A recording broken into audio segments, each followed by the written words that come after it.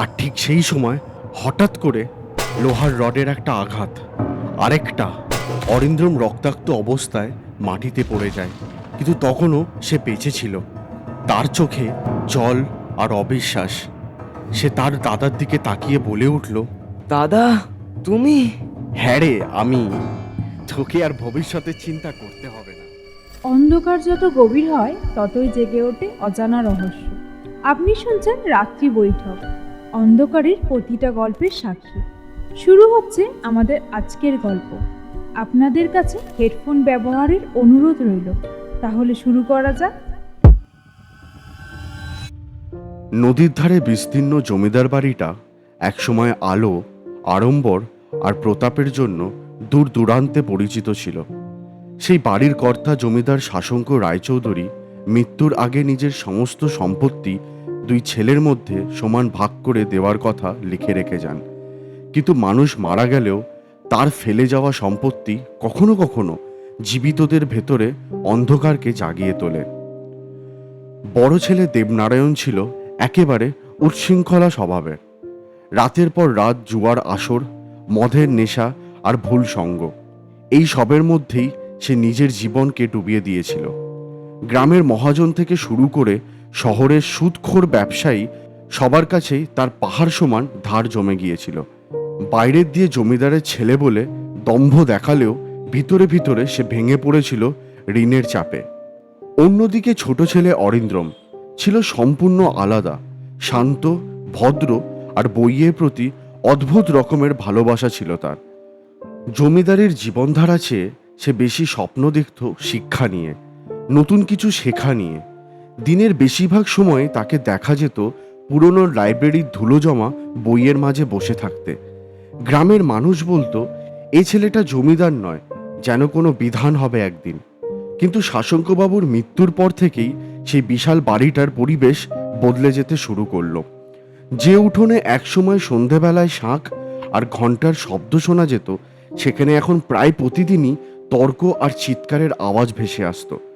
দেবনারায়ণ কোনোভাবেই তার ভাইকে সম্পত্তির অংশ দিতে রাজি ছিল না, কারণ সে জানতো সম্পত্তির অর্ধেক হাতছাড়া হয়ে গেলে তার সমস্ত ধার আর নেশার জীবন একদিনেই শেষ হয়ে যাবে। প্রথমে ঝামেলাটা শুধু কথার মধ্যেই সীমাবদ্ধ ছিল, কিন্তু ধীরে ধীরে সেই কথার আড়ালে জমতে শুরু করলো হিংসা আর রাগ আর এক ভয়ানক অন্ধকার। অরিন্দ্রম বুঝতে পারছিল তার নিজের দাদা শুধু সম্পত্তি কেড়ে নিতেই চায় না, যেন তার অস্তিত্বই মুছে ফেলতে চাইছে। সেদিন রাতটা ছিল অস্বাভাবিক রকমের ভয়ঙ্কর। আকাশ জুড়ে কালো মেঘ, বাইরে প্রবল ঝড় আর মুষলধারায় বৃষ্টি যেন পুরো জমিদার বাড়িটাকে কাঁপিয়ে দিচ্ছিল। পুরনো জানলাগুলো বারবার ধাক্কা খেয়ে বিকট শব্দে খুলে যাচ্ছিল, আর মাঝে মাঝে বিদ্যুতের ঝলকানিতে আলোকিত হয়ে উঠছিল সেই বিশাল অন্ধকার বাড়ির করিডোর। আর এই সব কিছুর মাঝেই ঠিক সেই রাতেই মুখোমুখি হয়ে দাঁড়ায় দুই ভাই। বড় ছেলে দেবনারায়ণের চোখে তখন রাগ আর লোভ স্পষ্ট। সে কোনোভাবেই তার ছোট ভাই অরিন্দ্রমকে সম্পত্তির ভাগ দিতে রাজি ছিল না। অন্যদিকে অরিন্দ্রম শান্ত গলায় শুধু বাবার শেষ ইচ্ছার কথা মনে করিয়ে দিচ্ছিল। দেবনারায়ণ হঠাৎ করে অরিন্দ্রমের ঘরের দরজা খুলে অরিন্দ্রমের দিকে তাকিয়ে বলে উঠল, শুনে রাখ অরিন্দ্রম, আমি কিন্তু তোকে কিছুই নিতে দেব না। তুই ভাবছিস সম্পত্তির অর্ধেকটা তোর হবে? এটা তোর ভুল ধারণা। আমি তোকে এক ছিটে ফোঁটাও নিতে দেব না, সব কিছুই আমার হবে। আচ্ছা দাদা, বাবা চেয়েছিল আমরা দুজন একসাথে থাকি। তোমাকে যদি সম্পত্তির পুরো ভাগটাই আমি দিয়ে দিই, আমি তো রাস্তায় নেমে আসব। আমার ভবিষ্যতের কি হবে? আমি অত শত জানি না, কালকে উকিল ডাকছি, চুপচাপ সইটা করে দিস। আমাকে ক্ষমা করো দাদা, কিন্তু আমি এই কাজটা করতে পারবো না। আচ্ছা ঠিক আছে, আমিও দেখছি তুই কি করে না করিস।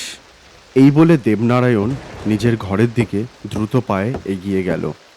রাতের বেলা দেবনারায়ণ জানলার ধারে হাতে সিগারেট নিয়ে বাইরে দাঁড়িয়ে থাকা তাদের ব্ল্যাক অ্যাম্বাসেডারের দিকে তাকিয়ে একটা ফোন দিয়ে এঁটে নিল। কয়েকদিন ধরেই অরিন্দ্রম লক্ষ্য করছে তার দাদার ব্যবহার খুব স্বাভাবিকভাবেই ভালো হয়ে উঠেছে। কোনো রকম কোনো ঝগড়া অশান্তি নেই, সব যেন ঠিক আগের মতনই হয়ে উঠেছে। হঠাৎ একদিন রাতের বেলায় খাওয়া দাওয়া সেরে দেবনারায়ণ তার ভাইকে একটু ঘুরতে বেরোনোর জন্য প্রস্তাব দিল। তাদের ব্ল্যাক অ্যাম্বাসেডরটা অনেক দিন ধরেই ঘরে পড়ে আছে, দুজনের মধ্যে কেউই সেটা ব্যবহার করে না। তাই দেবনারায়ণ ভাবছিল যে একটু গাড়িটা চালিয়েও আসবে। অরিন্দ্রম সেটা শুনে না করল না। তারা দুজন গাড়ির ওপর উঠে বসে। ড্রাইভিং সিটে অরিন্দ্রম, আর ঠিক তার পাশে তার দাদা দেবনারায়ণ। পুরনো অ্যাম্বাসেডরের ইঞ্জিন স্টার্ট হতেই যেন একটা কর্কশ গর্জন শোনা গেল, যেন বহুদিন পর কেউ তাকে জাগিয়েছে। রাস্তা ধীরে ধীরে ফাঁকা হতে থাকে। হঠাৎ করে অরিন্দ্রম তার দাদার দিকে তাকিয়ে বলে ওঠে, আচ্ছা দাদা, সেদিনকার ঝগড়া নিয়ে কোনো কিছু মনে করো না, ঠিক আছে? না না, মনে করার কি আছে, তুই তো ঠিকই বলেছিলি, তোরও তো ভবিষ্যৎ আছে। হঠাৎ করে দেবনারায়ণ তার ভাইকে বলে উঠল যে গ্রামের বাইরে যে একটা পুরনো জলাশয় আছে তার কাছে গিয়ে দাঁড়াতে। তার সামনে গিয়েই তারা কথোপকথন করবে। আর ঠিক সেই মতনই গাড়ি গিয়ে জলাশয়ের সামনে গিয়ে দাঁড়ায়। অরিন্দ্রম গাড়ি থেকে বেরিয়ে জলাশয়ের সামনে গিয়ে দাঁড়ায়। ভেজা মাটির কাঁচা গন্ধে বাতাস ভারী, আর ঠান্ডা হাওয়া ধীরে ধীরে জলাশয়ের বুক ছুঁয়ে বেরিয়ে যাচ্ছিল। কালো মেঘের ফাঁক গলে উঠেছিল ফ্যাকাশে চাঁদ। তার কাঁপতে থাকা প্রতিচ্ছবি নিস্তরঙ্গ জলের ওপর ভাঙা রূপের মতন ছড়িয়ে পড়েছিল। সেই মলিন চাঁদের আলোতে অরিন্দ্রম দাঁড়িয়েছিল জলাশয়ের ধারে। আর ঠিক সেই সময় হঠাৎ করে লোহার রডের একটা আঘাত, আরেকটা। অরিন্দ্রম রক্তাক্ত অবস্থায় মাটিতে পড়ে যায়, কিন্তু তখনও সে বেঁচে ছিল। তার চোখে জল আর অবিশ্বাস। সে তার দাদার দিকে তাকিয়ে বলে উঠল, দাদা, তুমি? হ্যাঁ রে, আমি। তোকে আর ভবিষ্যতের চিন্তা করতে হবে না। সে অরিন্দ্রমকে টেনে গাড়ির পেছনের সিটে ফেলে। তারপর পুরো অ্যাম্বাসেডরটাকে জলাশয়ের দিকে ঠেলে দিতে শুরু করে। গাড়ি ধীরে ধীরে জলের মধ্যে ডুবে যেতে থাকে। শেষ মুহূর্তেও অরিন্দ্রম কাছে হাত ঠুকে দাদা! চিৎকার করতে লাগলো। দাদা বাঁচাও! তার হাতের ছাপ বাঁচাও দাদা, কাছে বাঁচাও! লেগে থাকে। তারপর সব চুপ, শুধু কালো জল। সে রাতের বেলায় যখন বাড়ি ফেরে, সে তার ঘরের আরামকে দাঁড়ায় বসে হঠাৎ হেসে ওঠে। এই বাড়ি পুরো আমার, এই সব কিছু আমার। হ্যাঁ, ভাগ বসাতে এসেছিল। দেবনারায়ণ পাড়া প্রতিবেশীদেরকে জানিয়ে দেয় যে তার ভাই কাজের সূত্রে বাইরে গেছে। তার দিব্যি কাটছিল কদিন। একদিন অফিস থেকে ফিরে খাওয়া দাওয়া করে যখন সে ঘুমাতে যায়, হঠাৎ করে মাঝরাতে তার কানে ভেসে আসে একটা গাড়ির হর্নের আওয়াজ। সে সেটাকে তোয়াক্কা না করে আবার ঘুমানোর চেষ্টা করে, কিন্তু সে আওয়াজটা ধীরে ধীরে জোরালো হতে শুরু করে। সে বিছানা ছেড়ে জানলার সামনে এসে দাঁড়িয়ে হতভম্ব হয়ে যায়। সে দেখতে পারে সেই ব্ল্যাক অ্যাম্বাসেডর তার বাড়ির বাইরে দাঁড়িয়ে আছে আর অনবরত হর্ন বাজিয়ে যাচ্ছে। গাড়িটা পুরোটা ভেজা, হেডলাইট জ্বলছে, কিন্তু গাড়ির ভেতরে কেউ নেই। সে ভয়ে পেছন দিকে সরে আসে। সে জানলা বন্ধ করে আবার শুতে চলে যায়। পরের দিন সকালবেলায় সে যখন ঘুম থেকে ওঠে, তার কাছে দুঃস্বপ্ন ছাড়া আর কিছুই মনে হয় না আগের দিনের রাতের ঘটনাটা। সে আবার রেডি হয়ে অফিসের জন্য বেরোতে লাগে, কিন্তু একটা জিনিস যেটা তার চোখ এড়ালো না, সেটা হলো ঘরের বাইরে গাড়ির টায়ারের ছাপ। সে সেই জিনিসটাকে নিয়ে অত না ভেবে অফিসের দিকে রওনা হয়। সন্ধেবেলায় যখন অফিস থেকে ফেরে, রাস্তার মধ্যে হঠাৎ করে তার চোখ যায় তার গাড়ির রিয়ার ভিউ মিরারে। আর সে দেখতে পায় যেন পিছনে একটা ব্ল্যাক অ্যাম্বাসেডর তার দিকে ধেয়ে আসছে। সে ভয়ে আরও তার স্পিড বাড়ায় গাড়ির, কিন্তু হঠাৎ করে আবার দেখে যে কই, পিছনে কেউ নেই তো। তার গাল ঘাম ছুটে যায়। সে তাড়াতাড়ি গাড়ি চালিয়ে তার ঘরে এসে ঢোকে। প্রত্যেক দিন রাতে সে একই স্বপ্ন দেখতে পায়, যেন সে জলের নিচে বসে আছে, চারপাশ অন্ধকার, সামনে সেই ব্ল্যাক অ্যাম্বাসেডরটা জলের তলায়।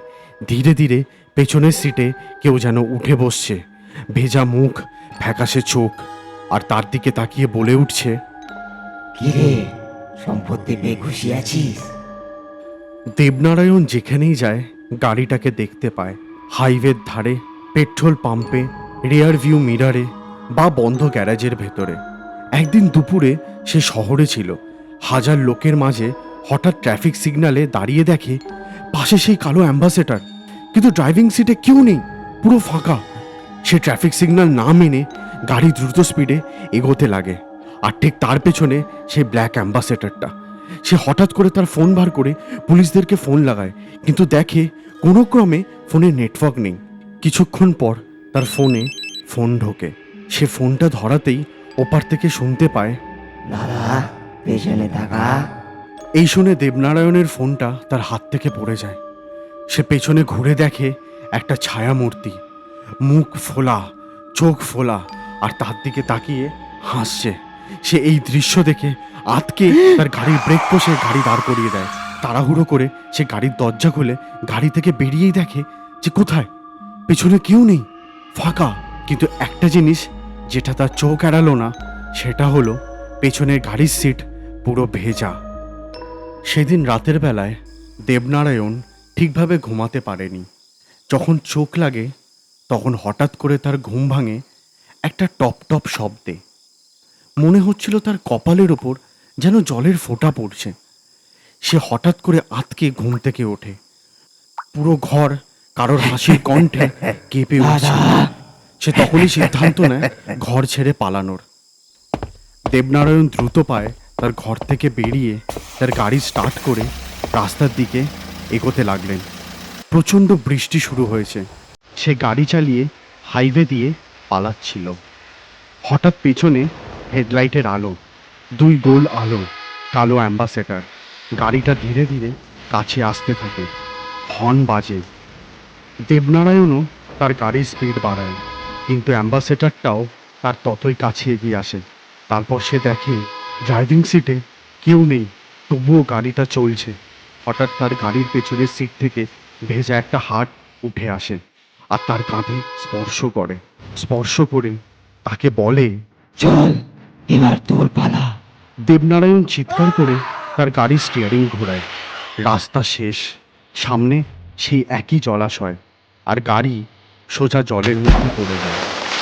পরের দিন সকালে গ্রামের লোকেরা জলাশয়ের ধারে ভিড় করে।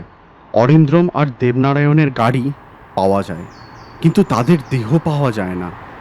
কিন্তু এখনও ওখানের লোকেদের মুখ থেকে একটা জিনিস শোনা যায়। সেটা হলো মাঝে সাঝে কুয়াশার ভেতর দিয়ে ধীরে ধীরে চলে যায় একটা কালো অ্যাম্বাসেডর। তার পেছনে কাঁচে ভেজা একটা হাতের ছাপ, কিন্তু ভেতরে দুজন বসে থাকে, একজন ড্রাইভিং সিটে আর একজন জানলার পাশে বাইরের দিকে তাকিয়ে হাসে। দাদা কেমন লাগছে?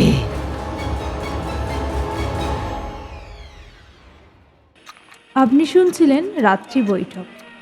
আবারও আসবো নতুন রহস্য নিয়ে। গল্পটি ভালো লাগলে like, share and subscribe to our channel and bell আইকনটি প্রেস করতে ভুলবেন না।